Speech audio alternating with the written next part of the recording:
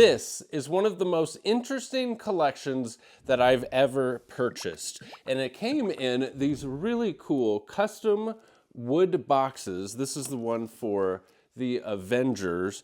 And it has, I think it's Avengers 1 through maybe 200-ish, and X-Men maybe 1 through 100-ish, maybe more. And then also Tales of Suspense and 2 other short boxes of random stuff. Some big keys in here like First Hawkeye and High Grade.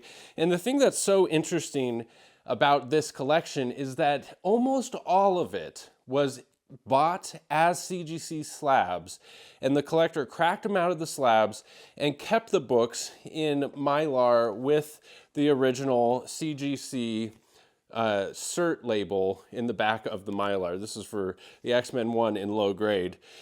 And so it presents a really interesting problem of how do you price it? How do you price a collection that was once graded but cracked out? Because they're not slabs, okay? And they're also, it's basically just a little bit more information. Now I know what they were once graded at by the different grading companies, CGC and CBCS.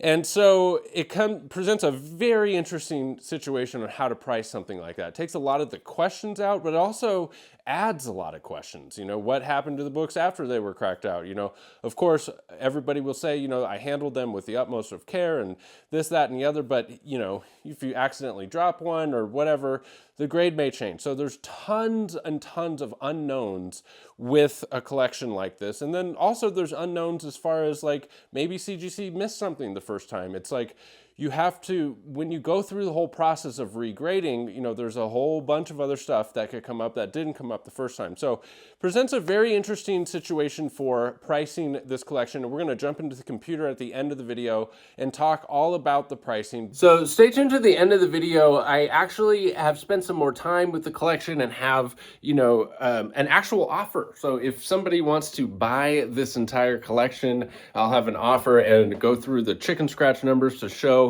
all of the things why. And keep in mind, you know, when we went through this, watch out for that. Don't get too close to that. This entire deal was done over email, you know, so I didn't see a single one of these books before making the deal. But now that it's been in hand, you know, there's more information and stuff. So stay tuned to the end of the video.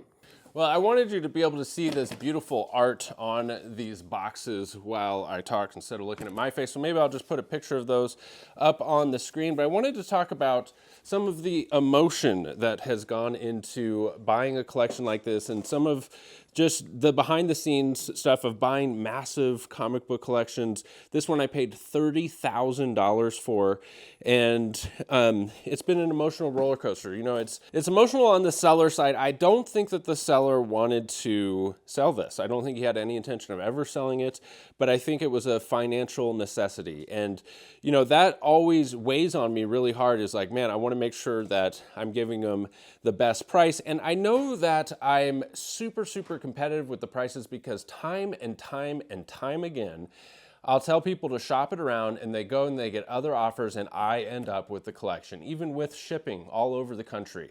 So, and even just this week, somebody sent me an email and said, hey, I just wanted to reach out and let you know, I'm still not going to accept your offer, but your offer was magnitudes higher than any other offer that I got. So, you know, it's still a business. I do still need to make sure I'm not running this business into the ground. I do still need to make sure that I'm making money and making it worth my time. But it's not something that I take lightly. And so there was emotion on that side of it. And then the emotion on the buying side is like, first you wonder, you know, you want to make sure that, you know, you're not ripping somebody off. You want to give them a fair price. And then inevitably, as every time you open the box, every single one of these boxes is a deal. And when it's a big deal like this for $30,000, inevitably the first emotion is, oh my God, did I overpay? You know, because it's a ton of money and now it's real. And sometimes you get caught up in the excitement of, I want to get that. In fact, I first offered $28,000 for this and he, you know, came back and said, can you do 30? And I wanted it so bad. I was like, sure, fine, I'll do the 30, but 28 was really where I was comfortable. So then that emotion hits you of like, okay, and now I have all the work cut out for me, right? But when I typically buy collections, it's typically slabbed collections just because of time and space. I'm a one-man show, I do this out of my basement. I have partnered with Don, who actually helped with pricing this because I get instantly overwhelmed with raw book pricing, and Don is an absolute master with it. So we've done tons of deals where he gets the bulk and I get just the graded stuff. But typically when I get a large graded collection, I'm relatively motivated to quickly turn it over, because as cool as it is to look at the front and back cover of A Journey into Mystery 83, the first appearance of Thor, I don't have any inclination to crack it out of the case and read it, because it's like a $7,000 or $8,000 book, and then if I were to get it regraded, there's all of that cost. So I have no desire to crack it out, and I'm relatively motivated to sell slabs. However, when you have Avengers 1 through 200, and you have the option to read, these vintage, high-grade, vintage comic books in their original condition, there's a huge temptation to do that. And all of a sudden, I am way less motivated. I absolutely love high-grade vintage comic books. There's something about reading it in its original form and smelling it. And there's a sweet spot with grade. If you have them like super low grade, like a 2.0 or a 3.0, and it's like falling apart and there's pieces falling off and it doesn't smell that good, like that I'm not too into. And if it's too high grade, if it's like a super high grade 9.6 12 center, then that just freaks me out. I don't even want to touch it. You just look at a 9.6 12 cent Silver Age book and you put a crease on it and it comes back a 9.2. So that's not fun. But there's a sweet spot in there where you got something with good structural integrity that smells great, and that's what we have here. And so a big part of me was like, why don't you just put this in the corner and just not sell it? Because for the next 2 months, you're going to have tons of work going into this to flipping this. Or you can just set it in the back corner, and instead of working those 12-hour weekends, 12-hour days on the weekends, you can not work and enjoy these for that. But it's a ton of money. And this is a business at the end of the day, and that's a slippery slope. But I just wanted to share a little bit of the back side of that, of buying and selling comics. So let's actually look at what's in here. All right, so we start with Avengers here. We have Avengers 1 in a 9.6. No, I'm just kidding.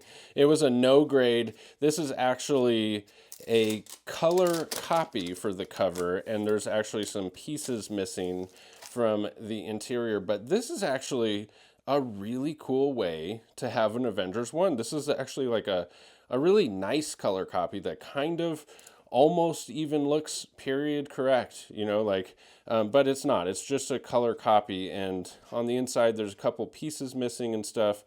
But this is one that I don't think I'm going to get regraded. I think this just deserves to just stay raw.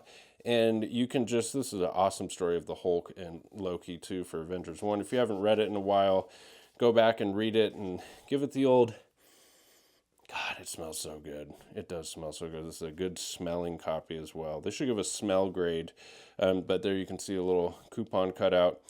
But I think this should just stay raw. I mean, you don't have to worry about damaging it, and you can read it in its original form. Because also, why would you want to look at a color copy cover? I mean, that's all you're going to be able to see when it's slabbed, is the color copy. And I don't know, that's just a 2-cent piece of paper.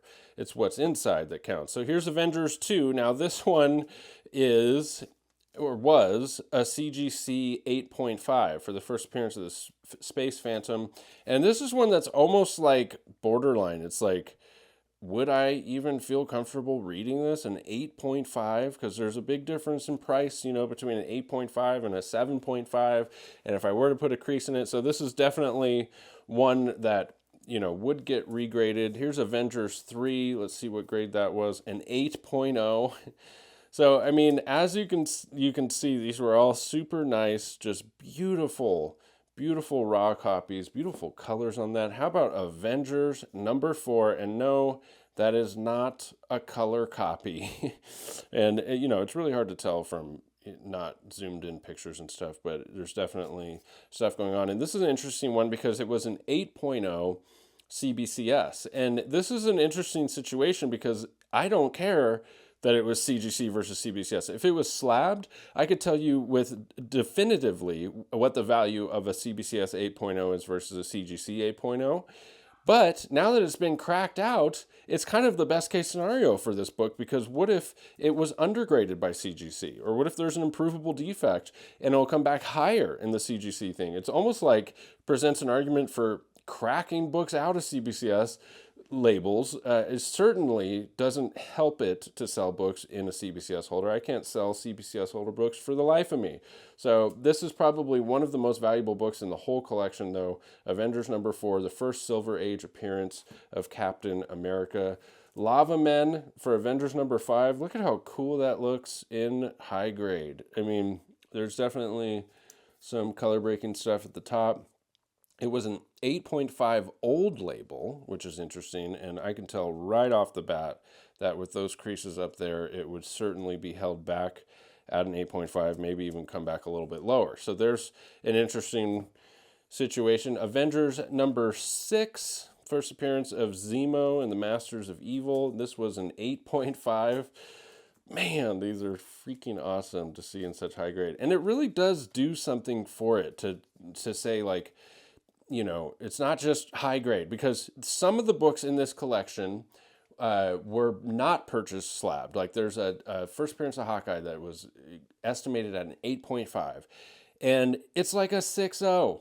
It's like a 6.0, and I paid an 8.5 price for it in this collection, and it was not graded. So this isn't nothing. Having it once graded by CGC is not nothing. Avengers #8, the first appearance of Kang. And this one does not have a CGC label, and it says it was an 8.5. So this is one that, you know, there's a big question mark here. And what is this actually? I haven't even opened it yet. You know, maybe it could have cutouts on the inside. Like, who knows? Avengers #9, the first appearance of Wonder Man. #10, beautiful, beautiful copy. Was this graded? I don't know if it was. It says VF plus. And I see some stuff going on with the spine that might keep it back to like a 7. So again, you know, there's enough margins on this that I think pretty much, oh, this one says pinup missing. It's a B copy. Pinup missing. So this one would be qualified. Avengers #12. This one was graded an 8.5. God, look at that Jack Kirby art. And look at it, just looking like it rolled off the press. #13, it says VF/near mint. That would be interesting. God, it does look sharp. But it's definitely not in the near mint range. I would say that. So, yeah. It looks... Oh. Here's #14, and it was a CBCS 9.0. Yeah, it'll be very interesting to see what these all come back at. Here's 15. It was a 9.2. Hopefully it still is. Look at the colors on this, #16, and an 8.5. Man. God, I love that Hulk on #17 here. Was it graded? 8F, VF plus. So these staples look a little bit on the shiny side. I mean, I doubt they've been replaced, but that's one of the things you don't know buying these raw books. All right, #18. 19, First Swordsman. Was this graded? Yes, it was. A 9.2. God, it's a beautiful thing. 20. 21. 22. 23. 24. This was a CBCS 8.5. 25, that classic Dune cover, and it was graded an 8.5. And what do we got here? The Foot Locker collection from Quality Comics. Very cool. #26, 27, 28, 29, 30. This the Bolin Brothers collection. 31, 32, 33, which was an 8.5, 34, 35, and you know, we could do a whole video on like 3 or 4 of these books and just read them and go inside and stuff, but I have, you know, all of X-Men to get to as well, so I'm just going to quickly flip. In fact, I'm probably going to stop just at 50 for the Avengers and get into some of the, there's Red Guardian 43, was it graded? It says VF++, I don't know, I see a crease. 44, 45, 46, 47, 48 first. Dane Whitman as the Black Knight, VF. 49 and 50. All right, now getting into the X-Men now. This one I think I will send back in for grading because it's a 0.5 and it does have, you know, most of the cover. It's just missing the trade dress. And this is a very valuable book. It's not necessarily even a great reader copy because you wouldn't want to tear it more off the cover. So, you know, who knows? Maybe you could put like a printed piece there, and that would probably make it a much more desirable 0.5, is to have a color copy of that section. So maybe I do keep it raw and let somebody else figure out how to do that. Here, so it was missing number 2. Here's number 3 and a 7.5. It had white pages, which is really cool. First appearance of the Blob, and it was missing number 4. I knew about both of those. Here's number 5. Beautiful, beautiful book. I love this. This third appearance of Magneto, second Scarlet Witch. You got her green on the cover still. Number 6, Submariner, and it was a 9.0 old label. This one, you know, looks really nice. But we've got some issues down there. Who knows if that was there before, and who knows? We won't know until we send it back. Here's an 8.0. Was it white? No, it was off-white for number 7, number 8, number 9, number 10, VF. Looks like you try to keep everything at a minimum VF except for the major grails. There's number 12, and it was an 8.5.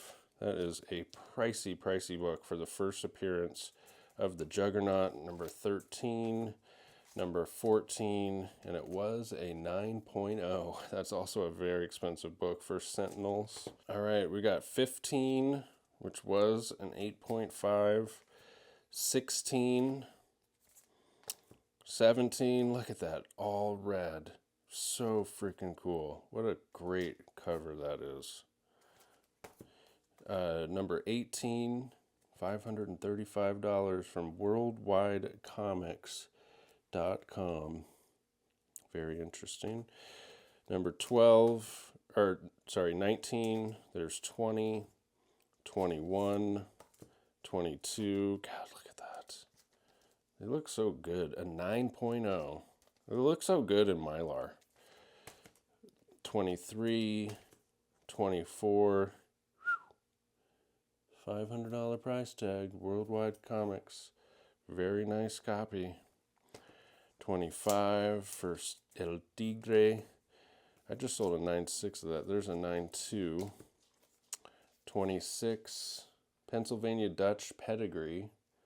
Glossy, white pages from Metropolis Comics. Wow, that's really cool. 27. Look at the colors, folks. Are you guys drooling yet, or have you already fallen off the chair? I bet you half of you have fallen off the chair. I've already fallen off the chair, drooling, going, how much? How much? I'll take it all. 9.0, 30. Look at that cover. The Warlock Wakes was a old label CBCS 9.2 white. 31, 32, 33, 34. There's that awesome Spider-Man cover, $825 price tag on there. QualityComics.com. 36, 37 with the $300 price tag on that one. Website 92 white. I doubt that's a 9.2. 38, 39. Jeez, is that a freaking facsimile? A 9.0 white. I mean, look at the colors. This looks like a fake. God, that's a beautiful cover. Isn't this the first new? No, it's not. It's the past one. Man, oh man, that is something to behold. Number 40, the Frankenstein cover, was a 9.2. 41, 42, 43, 9.0 baby. 44, 45, 46, 47, another 47. Ooh, we got an under copy, folks. 48. I got another one sitting right behind me that is going in the press. And 49. Let's keep it going a bit. It's just too good to stop. X-Men 50 and a 9.0. God damn. First Polaris. First X-Men trade dress by Steranko. Look at that. This was the one before it. And the one after. What do you think? Which do you prefer? I think they're both delicious. Delicious. Give me a dozen more. How about this? First Eric the Red, right? Am I right? $250. Looks like a nice copy for number 51. 52, 53, Balastar, 54, 55, Don't You Fall. I'm going to go to the other side. 56, 57, 58. First Havoc was a graded 9.0, baby. God. So what I'm not going to go through is these three boxes. There's Avengers 100 through 200. A bunch of miscellaneous titles, probably about, I have it in the spreadsheet, I think it's about $1,500 worth of books in there. And then a run of Tales of Suspense, many of which also were graded in super high grade, 12 centers. Just amazing stuff in here as well. So check out the spreadsheet if you're interested in finding out everything that was in the collection. All right, so here's the breakdown of the numbers, and I do have a couple offers I'm going to throw out at the end after going over all of this again. So first off, we have the Avengers here, and this is the stuff that was deemed not worth grading, including the Avengers 1 cover list, which we have at $750.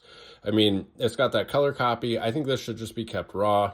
There's non-gradable issues under number 24. So this is where Don helped me out. He did this whole spreadsheet for me. Is he broke it out as 8 at $70 a piece. And this is the type of stuff that, I mean, we looked at some of it. Like, I think people would be chomping at the bit to buy those nice high-grade raw 12-cent Avengers for $70. There's 8 of them, and then 38 at $50, and 45 at $40, 40 at 15, 40 at 10. So these are conservative numbers that I think people would be happy, especially raw book collectors, happy to pay, especially they're in Mylar, and they're just really nice books. So these are the ones that are not worth grading. Then these are the ones that are worth regrading. You have like the Avengers 2 in an 8.5, where the graded price is $2,000, but the raw price is $1,100. So there is comps. They're not easy to find, but there are comps of, VF copies of Avengers 2 selling raw for around $1,100. And at the end of the day, that's what this collection is. It's a collection of raw books. It's just happened to be a collection of raw books that were once graded. And so, if it comes back in 8.0, there's a big price difference. I don't think that's one that, but let's just say for argument's sake, it came back in 9.0, that's a huge difference. Avengers number 4, again, an 8.0 graded is $3,800. But a 7.5 graded is it's like a $1,500 hit. And there's a chance it comes back 7.5. So that's the most expensive book in the lot, I believe. And so then we have all of these others, high grades. Some of these were not originally graded, and those are the ones that's the big question mark. And I'll talk about that here, which is Tales of Suspense, where I almost had a panic attack, which was Tales of Suspense 57. This was the first book that I pulled out of this collection when I got it, and it's the first appearance of Hawkeye, and this was one that was not originally graded. And I'll put up videos on the screen of me looking at this book. It is not an 8.5. I think it's more like a 6.0. And there's a huge price difference between a 6.0 and an 8.5. This one had long creases on the back cover, and one of them, I think, is a printer's crease, which a printer's crease actually does not affect the grade. That's when there's a wrinkle in the roll of paper when they were, printing it originally. And so there was a wrinkle on the paper before they added the ink, and that's called a printer's crease. And that actually doesn't affect the grade. You could have like a 5-inch printer's crease and still get a 9.8 on a vintage book. But one of the things that happens with printer's creases is structural weakness in the book. And so often that printer's crease will become a color breaking crease. And that's what happened in this case. And there's another crease. So I think it maxed out like a 6.0. So there are books in here that have stated grades that they're absolutely not that great. I did check some other ones just now, like Avengers 48. It says a 9 here. I think it says VF on the back of the 48. And it looks like it can probably press and clean up to a 9. Maybe a 9 too, but it needs to be pressed and cleaned, So there's a lot of stuff here that I think, I would say there's some stuff here that has potential upside, a lot of stuff that is overgraded, and some stuff that is accurately graded, as far as the stuff that wasn't previously graded. Okay, so this is why there's so many unknowns with this collection. But at 30 grand, I'm absolutely safe. The more I go over these numbers in the collection, I'm totally safe at 30, and there's definitely potential upside. And so there's the toss, the Tales of Suspense. This is an awesome little collection here because the Tales of Suspense has 11 books that are $60. I mean, Silver Age 12-cent Tales of Suspense for $60. I mean, people watching this, so you guys would love to have a chance to buy all this at $60, and I can do whatnot shows and sell these and start them at $50 and probably get even more. But that all takes time, and time is money, and those whatnot shows are like a full weekend, and there's like 5 whatnot shows here at least of selling raw books. So you're working for it. It's one thing to say the value, but you got to put labor in to get the value, unless you're just a collector that's not trying to flip, you just want to get a good value. That's where this might be really interesting to you. So here's Avengers annuals that aren't worth grading but still have value. Total for that section, I'll add it all up here at the end. 0.5 goes for $3,000. And I think this would be a fantastic 0.5 if you did a color copy and did it well for the trade dress. And I think it would be worth every bit of $3,000 because it would look so good. But it's still a 0.5. So this one is worth grading, but I would want, I think, to do that color copy for the trade dress first before grading that one. And then there's 19 at $80 average, and between issues 16 and 66, and you guys saw one of those stopped me dead in my tracks. It looks so freaking good. So these are juicy at $80 a pop. I think this is a conservative number, but based in reality. And there's some Bronze Age in there as well. This is to account for issues you removed from the list. So yeah, some things were removed from the list. I have it all documented here, but here's the key worth grading for the X-Men. And, you have stuff like this, 9.4, $1,100, nothing recent, $1,100 may be high. If he's saying that, I can almost guarantee that it is high. In this market, I mean, if you're going off of no recent sales, nothing is breaking records these days. And you have the 9.4, 9.2. I didn't even show you guys that one. A 9.2 of a 94 is $1,800 book. That's a big book. And there's some that were listed as 9.8s, like this 9.8. I don't think anything in here is going to be a 9.8. You can't get 9.8 vintage books anymore, can you? Anyways, I think there's a couple ASMs on my site that actually prove that to be false. So here's the total for if they were graded. But remember, they're not graded. So X-Men Raws at 50%. This is how it came up with my offer for 28,000. X-Men Gradable at 40%. And so this factors in the grading costs and also a buffer for if they don't hit the grade. And I think like with the Avengers, I should have put a way bigger buffer. I put a $1,500 buffer if they didn't hit grade. And like the Avengers 4 itself, if that one doesn't hit grade, there's the $1,500. So I think there are a lot that aren't going to hit grade. And so I think that was, I should have done more on that one, but then it kind of bounced out here with the X-Men, the Avengers total minus the missing.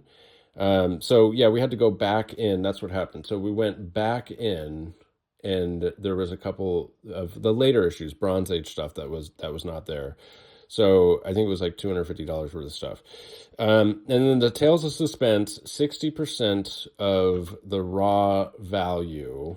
And oh, I'm glad I did that because I didn't go off the graded value for those, because this was when I started.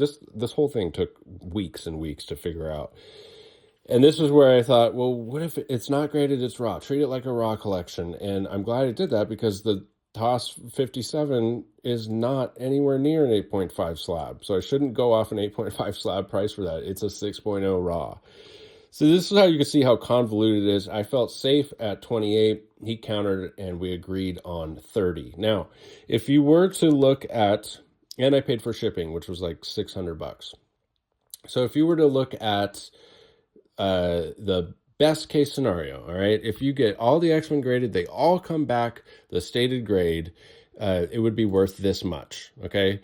But we know that they're not. There's some that just aren't, and there's some of the raws that are just, that were never graded, that are overgraded. So this, it's not going to be this, but this is the rose-colored glasses scenario.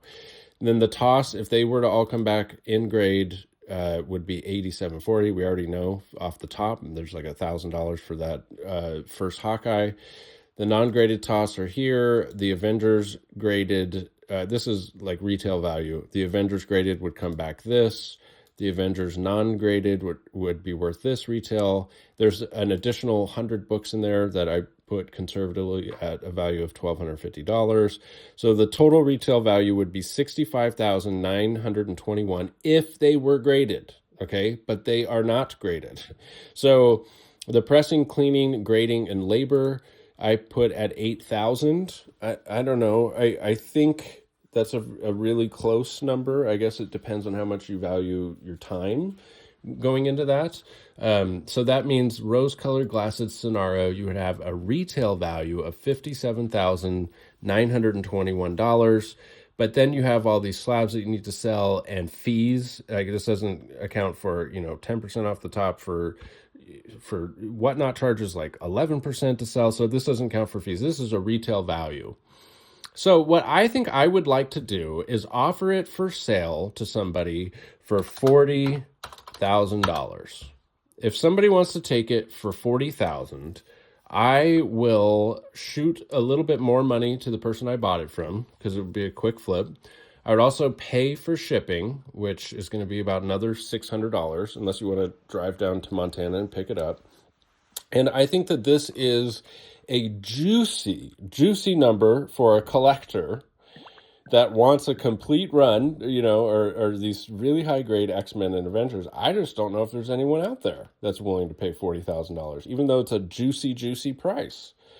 And if you're somebody that wants to flip it, you're putting out 40 grand, and I think, you stand to make conservatively like 10 grand, but you got a lot of work to do to get there. So, this is where the numbers all get really foggy. But I will place this up for sale for $40,000. I think the best scenario here is, and I do already have an offer of $35,000 privately. But I think that this is a deal for an end collector, and I think it makes sense for me to just move it at 40. And if not, if I can't get 40 for it, then I'll put in the time and the labor and I'll get more than 40. and I'll just put in the sweat equity. So that's how I came up with that. So thanks for sticking with me to the end of the video, guys. I appreciate you. I'm going to show you what, I know what why you stuck to the end. You just wanted to see her again. Well, there she is in all her glory. Please somebody pick this up. Please, a collector that wants to have just an instant high-grade raw. Is there somebody out there that has $40,000 to spend on an epic collection at a juicy price? We'll find out. I'll keep you posted. Love you. Bye.